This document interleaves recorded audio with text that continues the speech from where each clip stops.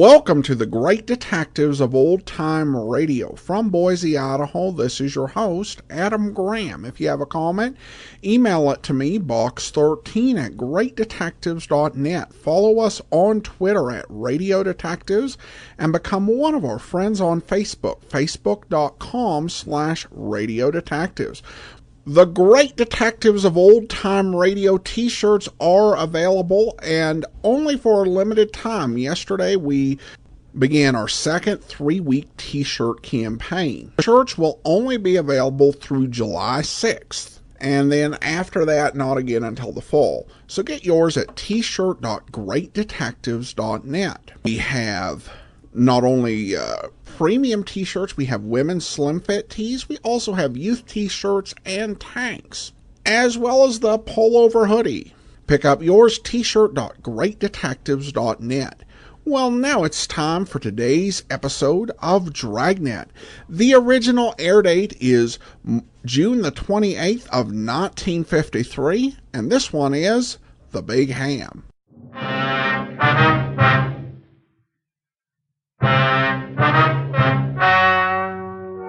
Ladies and gentlemen, the story you are about to hear is true. The names have been changed to protect the innocent.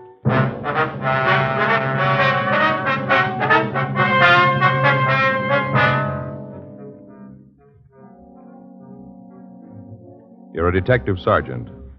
You're assigned to homicide detail. A young girl has been shot with a .22 caliber rifle. It was reported as suicide. Your job, investigate.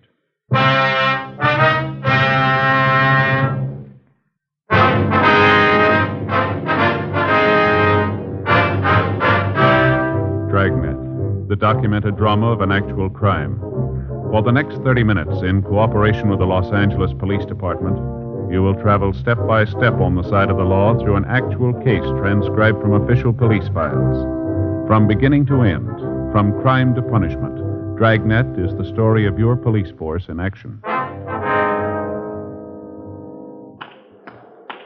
It was Monday, June 8th. It was warm in Los Angeles. We were working the day watch out of homicide detail. My partner's Frank Smith. The boss is Captain Lorman. My name's Friday. I was on my way into the office, and it was 8:03 a.m. when I checked into room 42. Homicide. Joe? Yeah. Back here in the skipper's office. Ray Geesey wants to talk to All you. right. Morning, Joe. Hi, Ray. What do you got? Suicide. Anything on it? Here's the report. Team from the business office went out last night. Get on it right away, will you? Right, Ray. Let's go. Huh? Yeah. Want to check this stuff before we get started? Might as well give us an idea what we got to do. What's the report say there you got? Let's see. According to this, business office got a call at 2:30 this morning. Landlady out in the Westlake Park district called in and said that this young girl had committed suicide. They get an ID on her? No, they got her listed as Jane Doe, number 17. There's a description here. Better check it with missing persons, huh? Uh-huh. How'd the landlady happen to find the body? Well, according to the report, she heard the water running in the apartment, finally went up to see what it was. She knocked on the door, nobody answered. She opened it and went in, found the body. Well, the girl didn't live in the apartment then. No, place is rented to a Ross Mitchell. Anything on him? No, says he wasn't home. He was checked through R&I, no make on him. How about prints on the victim? No go. Checked him out. Nothing on her here. We could send him on to Washington. Yeah. And they found a suicide note. There's a copy of it here. What's it say? Ross, I've tried to make you understand. Nothing seems to do any good. I've told you that I won't stand in the way of your career, but you don't want to try to make a go of it. I know this doesn't solve anything. It's the only way I can think of. Any signature? No. The report says that the original copy's over at the crime lab for processing. Well, I guess we better start with the landlady, huh? It's the best lead we got. Galindo and Bates are out there now. Place was staked right away. Friday, you want to talk too? Right, thanks, Ray. It's Friday talking. Yeah. Uh-huh. No, we just got it. Is that right? Okay, Max. No, have him wait there, will you? No, we'll be right over. Right, thank you. Well, it's a little break. Max over at the coroner's office says they know who the girl is. Yeah? Her father just identified the body.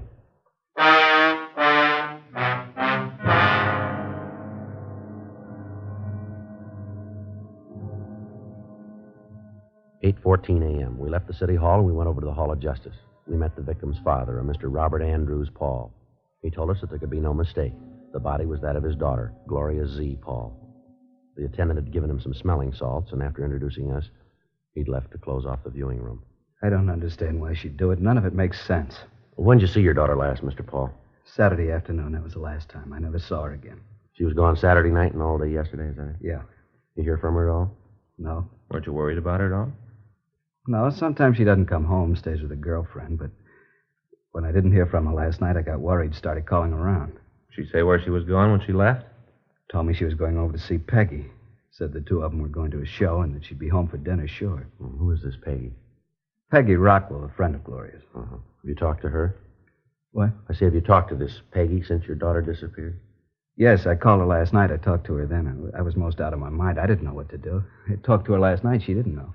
Did your daughter know anybody named Ross Mitchell? Ross Mitchell? No, I don't think I've ever heard the name. Why do you ask that? Oh, just wondered. You know something about this you're not telling me, is that it? No, sir, we don't. Well, it must be something like that. You don't just come up with a name like that out of thin air. You got to have a reason. Now, look, I'm her father. I got a right to know. All night sitting there waiting for the phone to ring, calling her friends, thinking she's been in an accident, imagining all kinds of things.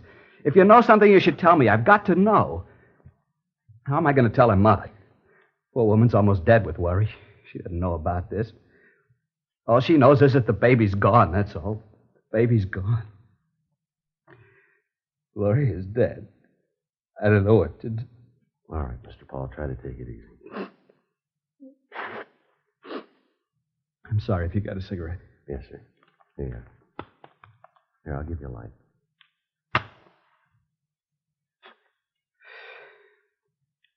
Sorry about that. It's all right, sir. We understand. Now, do you think you can give us an address where we can talk to this Peggy Rockwell? Yeah, she works a restaurant over on 7th. I've got her home address, too, if you want it. Yes, sir. We hope you'll understand this, Mr. Paul. We don't mean any offense here. What's that? Did your daughter have any steady boyfriends that you know about? No, I don't think so. No one that she went with steady. No one man she liked more than the others? I think there was. I don't know who. Her mother asked her about it a couple of times, wanted to know who the fellow was, but Gloria'd never say. Just said that it wasn't serious, it didn't matter. How'd she seem to get along with this man, would you know? All right, I guess. I told you I never saw him. I didn't know who he was. But whenever Gloria had a date with him, she acted like it was something special. Did your daughter have a job? Not regular. She used to model once in a while, and then maybe she'd pick up a day's work in pictures, not much. Mm-hmm. Can you think of any reason why she'd want to take her own life? No. She seemed pretty happy, never gave any indication there was anything wrong. Has she been ill lately, under a doctor's care? No, not that I know about. Well, Mr. Paul, is it possible she might have been seeing a doctor and you wouldn't know about it? No, her mother would have known. She'd have told me. Now, I'm pretty sure she was feeling all right. Anything about her job that bothered her? What do you mean? Well, was she happy with what she was doing, the kind of work she was doing? Oh, yeah. Gloria didn't want a career. She was looking for a husband, one to settle down and raise a family. Mm-hmm. Well, can you think of anything at all that might make her want to take her own life, as I asked you before? I can't understand it. None of it makes any sense to me. Where she was found, she didn't know anybody in that part of town. I don't know what she'd be doing over there. Did she drink? I don't think I understand. Well, did she drink much, sir? Bars, cocktail lounges? No, she didn't. Now, Gloria was a good girl. She didn't drink or smoke. She was a good girl, and I don't understand all this. First, this thing with Ross, and now you want to know if she drinks. I don't know what you're trying to get at, but I don't like it. You're trying to make Gloria something that she isn't. She's a good girl, always has been. Just a home and family, that's all she wanted, nothing more. I don't know why you're asking me all these questions. I'm her father. You're the police. It's up to you to find the reason. That's your job. Not to come around and say things about my girl. I'm sorry. We're not saying anything, Mr. Paul. You are, too. You're trying to make me believe that Gloria wasn't a nice girl. Now, I know different. I raised her since she was a baby, gave her all the care I could. I don't know why she'd do a thing like this. You don't? No. Why ask me these questions? Well, sir, you said it yourself. Huh? You're her father.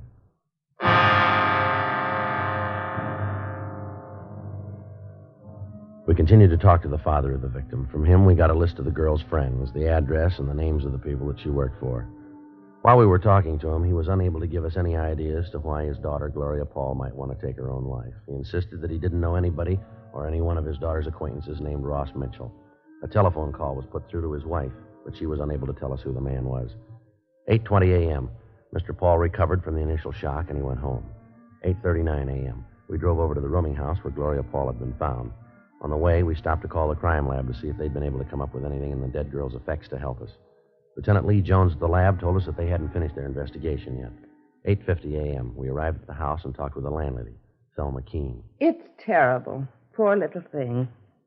You haven't seen Ross Mitchell yet, is that? No, he hasn't come in. I told the officers last night that I didn't expect him until noon today. Have you seen the girl before? Once in a while, she'd come in with Ross, wait for him, and then they'd go right out. Did you see her last night, son? I told the officers that were here last night that I didn't. Didn't you talk to them at all? Well, yes, ma'am. We have the report they filed, Mrs. Keene, but we'd like to get some additional facts from you. It seems like a waste of time, but I suppose you have to. Yes, ma'am. Do you have any idea when she might have come in? No, not the slightest. When was the last time you saw Mitchell? Saturday around noon, he came in and told me that he'd be out of town over the weekend. Said for me to keep an eye on the place. Yes, ma'am. Did he tell you where he was going? He said he was going to visit an assistant director friend of his over in La Cañada. Did he say what the friend's name was? No, they're working on a picture together. Ross just met him the other day. Asked him out for the weekend. Ross was very good at making friends. Mm-hmm. Do you know where he's working? No, Ross just said it was a sea adventure. Doing it in full color. 3D, too. I guess it's going to be quite a spectacle. They didn't have all the gimmicks in my day. Ma'am? Didn't have 3D or the other things. In my day, we acted. We knew how to act. From the heart.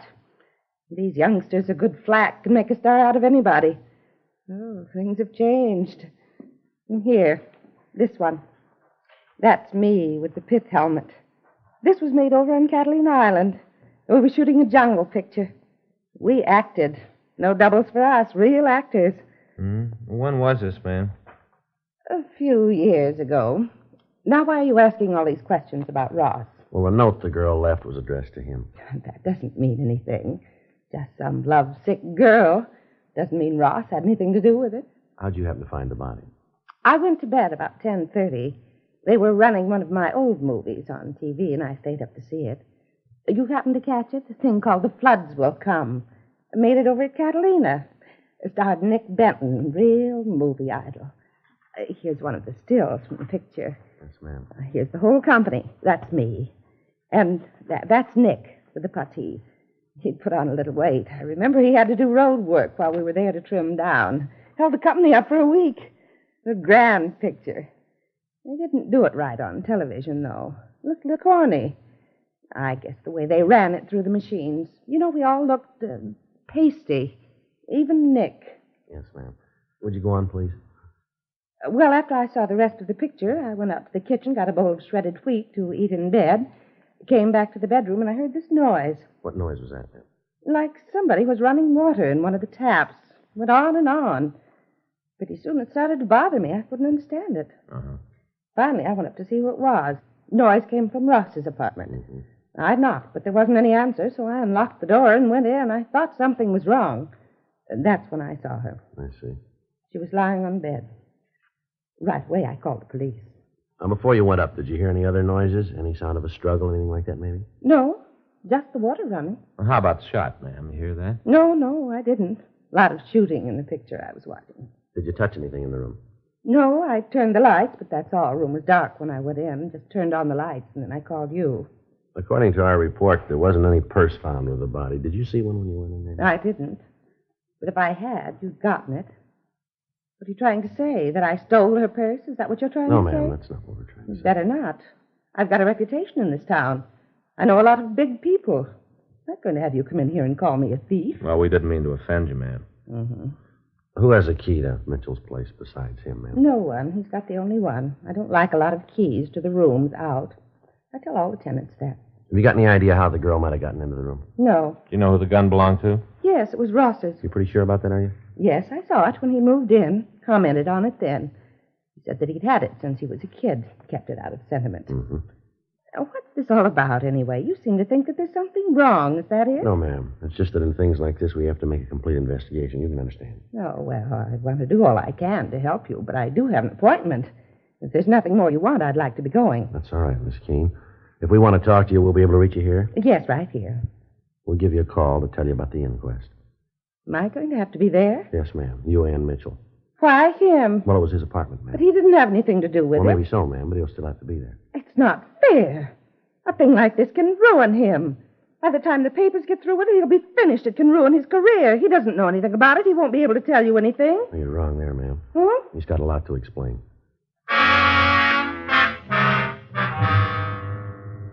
We went upstairs and met the officer staked out in the room and looked at the apartment where the girl had been found. 9:20 a.m. We gave our card to Thelma Keene and asked her to call us if she thought of anything else. We also asked her to notify us immediately in the event she heard from Mitchell. The stakeout on the room continued. 9:52 a.m. We drove over to the coffee shop on West 7th Street to talk to the girl's friend, Peggy Rockwell.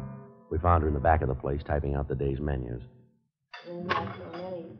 What about Gloria? Something wrong? When was the last time you saw her, miss? Well, let's see. Saturday night, she stayed at my house. Left about noon on Sunday. I had the day off. Figured that maybe we'd do something, but Gloria said she had something to do. Last I saw her was on Sunday morning. You know a man named Ross Mitchell? That bum. Why do you say that, Miss Rockwell? 'Cause he is. Real no good. You pretty friendly with Miss Paul? Well, Gloria thought so. Turned out he was just using her. Well, how do you mean? Thought at first she could get him some jobs. Turned out when he could do better, he dropped her. They were going to get married, and then he thought he could do better, so he dropped her. Mm-hmm. Say, do you mind if I go ahead with these menus? The boss will be sore if I don't get through with them. No, you go right ahead, miss. We can talk while I'm doing it. Yes, ma'am. I took a course once, touch typing. Didn't think I'd ever use it. Boy, was I fooled. You go right ahead, miss. Well, this Ross really gave her the rush. Had her take him around, introduce him to her friends. She got him a couple of jobs. She's the one who introduced him to Mike. Mike? Yeah, Mike Cowell, that's Ross's agent. Peggy set it up. She's done just about everything for him. Then the bum acts like this. What do you mean, miss? Treated her so bad. Say, how do you spell croquettes? Well, I think it's Croquettes. O-Q-E-T-T-E-S.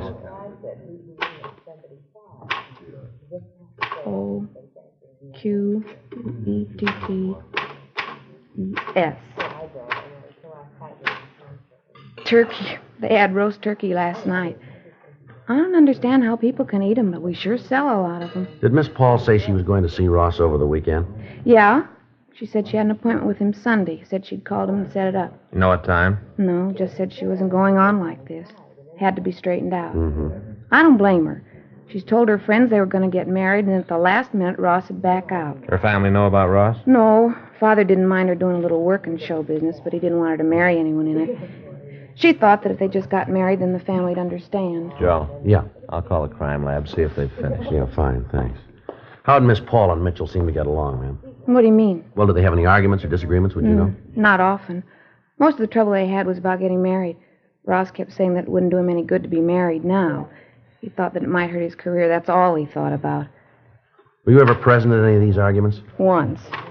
We'd gone out on a double date, went to a place down at the beach, had dinner, and then stopped on the way back for a couple of drinks. Uh-huh.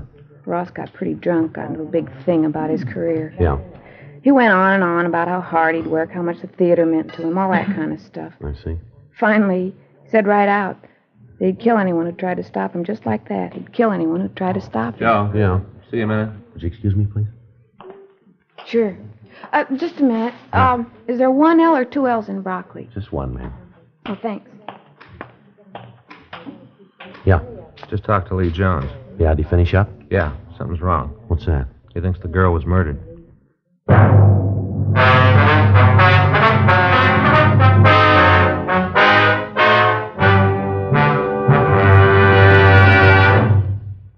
You are listening to Dragnet, the authentic story of your police force in action.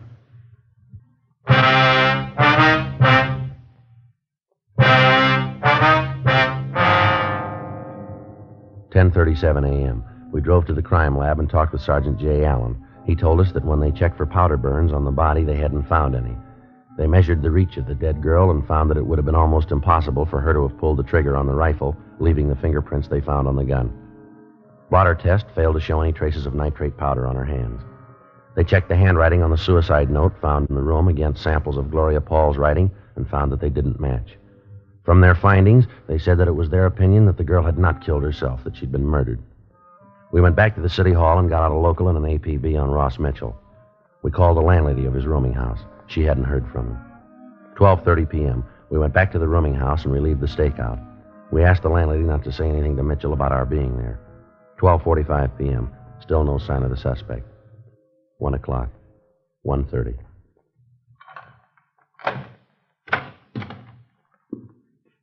Who are you? What are you doing in my place? Come on in. Who are you? Police officers, come on in. Close that door. Put that suitcase down. What's this all about, anyway? What have you guys been doing here? The place is You all Ross torn up. Mitchell? Yeah, why? You know a girl named Gloria Paul? What's she got to do with it? You know her? Yeah, I know her. When's the last time you saw her? Say, what's this all about? What's all these questions? When was the last time you saw Gloria Paul? Friday night, I guess. Don't you know for sure? All right, Friday night. You haven't seen her since? I told you, the last time was Friday You night. didn't see her Sunday? No. Where were you Saturday and Sunday? Out of town. Where? La Can you Cañada. prove you were there? Why? Can you prove you were there? I don't like all this. You guys coming in here asking a lot of questions. What are you trying to prove? Who were you staying with? A friend of mine. What's his name? I'm not going to have him dragged into this. You haven't got any choice. Well, that's what you say. You haven't told me what this is all about. I'm not telling you anything till you tell Now, me. you look, Mitchell, understand this. We're not here to pass the time of day. You better come up with some answers quick. Now, who are you with? Friend of mine, guy named Sid Austin. What's his phone number? You going to call him? We got to check your alibi. Oh, what's his number? Won't do any good to call him. Thought you said you were there. I was. Then we got to call him. Well, he won't be able to tell you anything. He wasn't there. He just let me use his place. There wasn't anybody there. Who's got a key to this place besides you? You mean here? That's right. Nobody. You got the only key, huh? That's right. The landlady's got one, just the two of them. You got any idea how somebody else could get in here? No, why? How well do you know Gloria Paul? What's she got to do with it? How well do you know her? We used to go together. Anything serious between you? She thought we might get married. How'd you feel about it? I don't think that's any of your business. Maybe it is. How'd you feel about it? I liked her. She was a nice kid. Nothing more? No. Now you look. I think it's about time you told me what this is all about. Something to do with Gloria. Is that it? That's right. What? She's dead. Oh. Oh. May I please have a cigarette? Yeah. Here. Here's a match. Thanks. How'd it happen? Thought maybe you could tell us. Why'd you figure that? Where'd you see her last? Up here? This room? Yeah. When was that? I told you, Friday night. You have any trouble with her? No. No argument? I told you no. Well, how'd it happen? Can't you tell me? You own a .22 rifle? Yeah. You got bullets for it? Yeah, why? Where do you keep it? Closet over there. You keep it loaded? No, the bullets are on the shelf in the closet. All right, come on, Ross. We better go downtown. What I for? want to talk to you. What for? You got to tell me before I have to go. You got to tell me what you're holding me for. Suspicion of murder. Now, come on.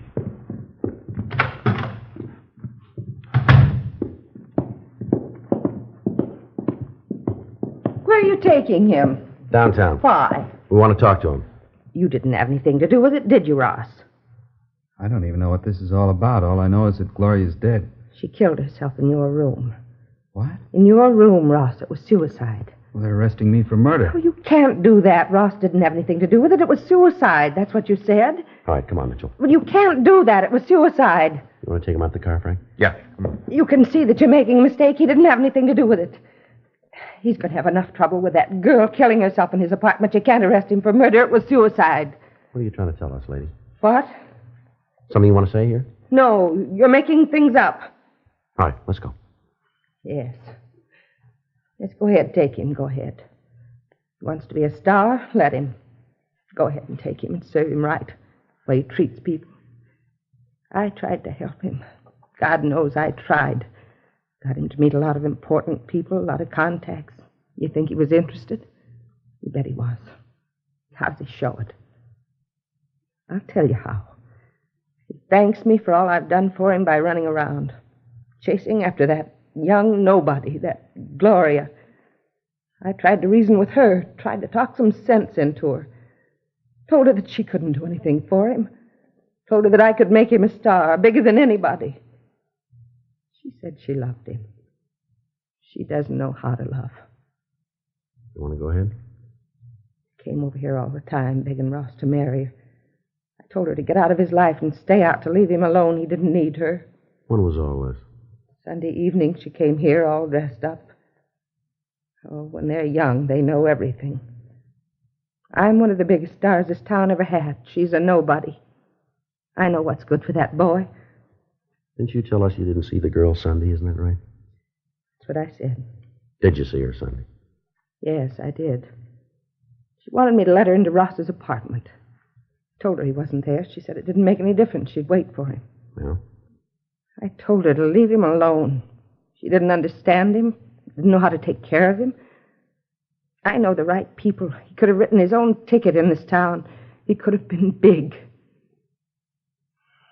You don't want him. I killed her. All right. Do you want to get a coat, ma'am? Yes. Doesn't make any difference. I did it to help him. I thought you'd think it was suicide. I didn't think you'd figure anything else. You wrote the note, did you? I did. That's what you've got to understand. For him, that was all that counted. He'd married her and he'd been through. I had to stop it. I didn't want to kill her. But you can see I couldn't let him marry her. Ross is a fine actor. Real talent. Doesn't come along often. All right, lady. Let's go. He'll understand, won't he? He'll know why I did it. He'll understand. I wouldn't know, ma'am. Oh? We'll let you ask him.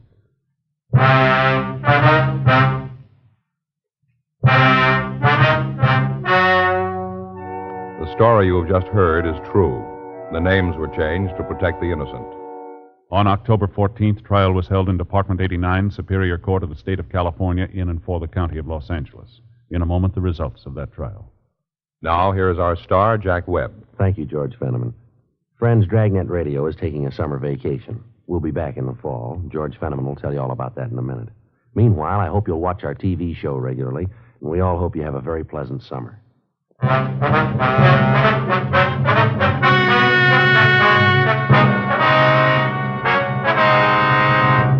Thelma Alice Keene was tried and convicted of murder in the first degree. She was sentenced to life imprisonment in the California Institute for Women, Corona, California.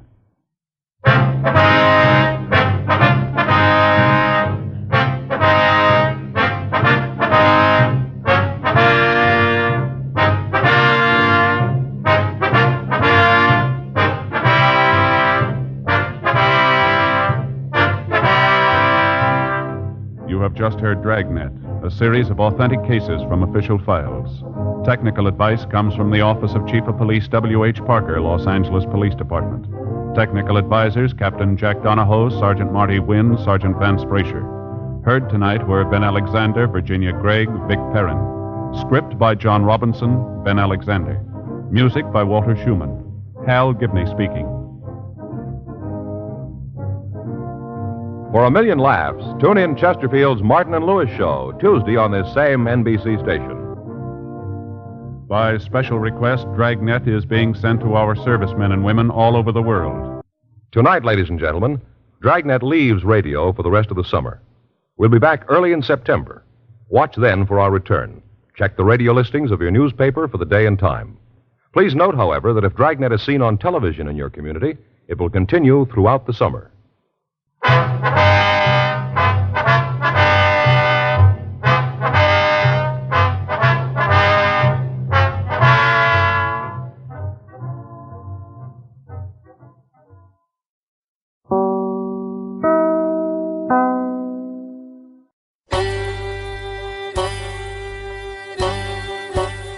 Hi, this is Andrew from OTRWesterns.com. I wanted to invite you to come take a look at our site where we put out podcasts of old-time radio westerns. Check us out at OTRWesterns.com. You're listening to The Great Detectives of Old Time Radio with Adam Graham. Now let's get back into the show.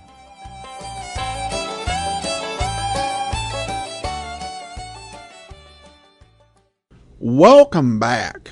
Well, The Big Ham is one of those stories that we've recently played on video theater, and I do think the versions are pretty even. I think that Ellen Corby's portrayal of the landlady / murderess was actually a bit more interesting than we got in the radio version. But I like the way the father was played in the radio version. And you really get this feel for how much of a challenge it is being a policeman investigating a case.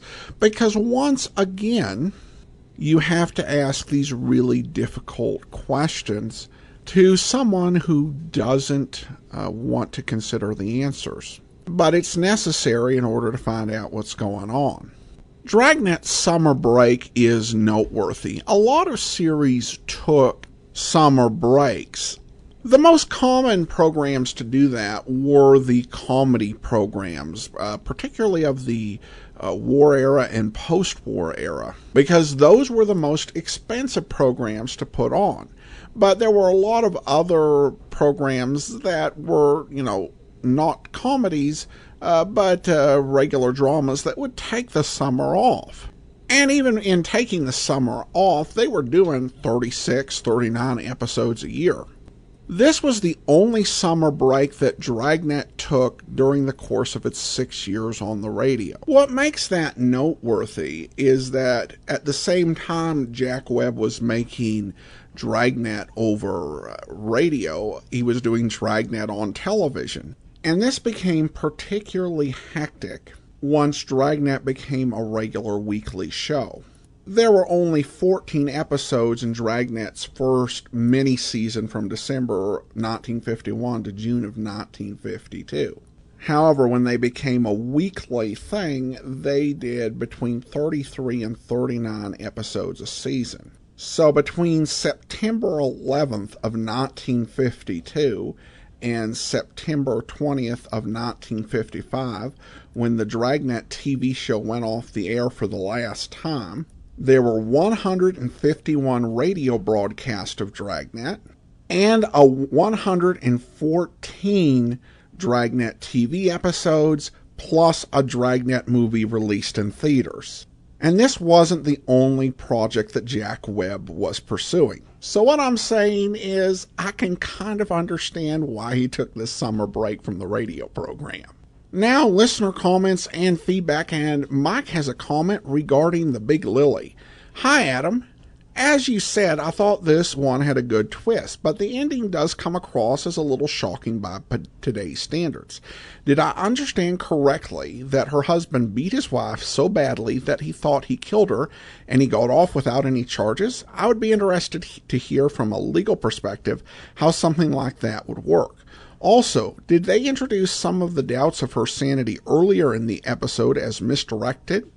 Or was it to remove some of the husband's culpability in her suicide? I mean, given that she killed herself right after the beating, it would seem like the two are related, but I don't know if they were trying to imply she had broader mental issues. Well, thanks so much for the question, Mike. In answer to the first part, it's important to remember that we don't have an indication that he called up with the expectation that him beating his wife had caused her death. Of course, we didn't hear the phone call, but the landlady said he'd called to see how she was doing. And to me, that implied that he had expected that she was alive. And part of what almost led to him killing himself was the shock that she had died. So I assumed that he had thought that he had not hit her that hard. As to legal liability, I guess I'd leave that to those who are more experienced in the law. We did learn that the police were able to say with some confidence that she had been slapped around, as Ray Pinker put it. I do think that there was far less awareness around the issue of domestic violence, and laws may not have been as strong. And who knows, a jury in the 1950s might even look more sympathetically on him that now that he's lost his wife. Although I think to a modern-day jury and many modern-day people, we'd look at it more as the man who killed his parents and asked for leniency because he was an orphan. In terms of their portrayal of her mental health issues, I think that really did suggest that suicide is a very complex issue. And I think the woman in this case had a lot of unhappiness. I could see what her husband did being a catalyst for the suicide, but I don't think it'd be the sole cause. And that does lead to, I guess, a little bit of a public service announcement, kind of just thinking about this issue. And it's the fact that suicides are actually up 30% since 1999. This is a big problem, and I just want to urge, if you find yourself in a desperate situation where you're considering that, to call the National Suicide Prevention Lifeline. Their number is 1-800-273-8255. That's 1-800-273-8255. And you can also go to their website, suicidepreventionlifeline.org, and chat with someone on their website. Well, that will actually do it for today and this week on the Great Detectives of Old Time Radio. Join us back here on Monday for Mr. Keen, Tracer of Lost Persons. And then we'll be back next Saturday with another episode of Dragnet. In the meantime, send your comments to box13@greatdetectives.net. Follow us on Twitter at Radio Detectives and become one of our friends on Facebook, facebook.com/Radio Detectives. From Boise, Idaho, this is your host, Adam Graham, signing off.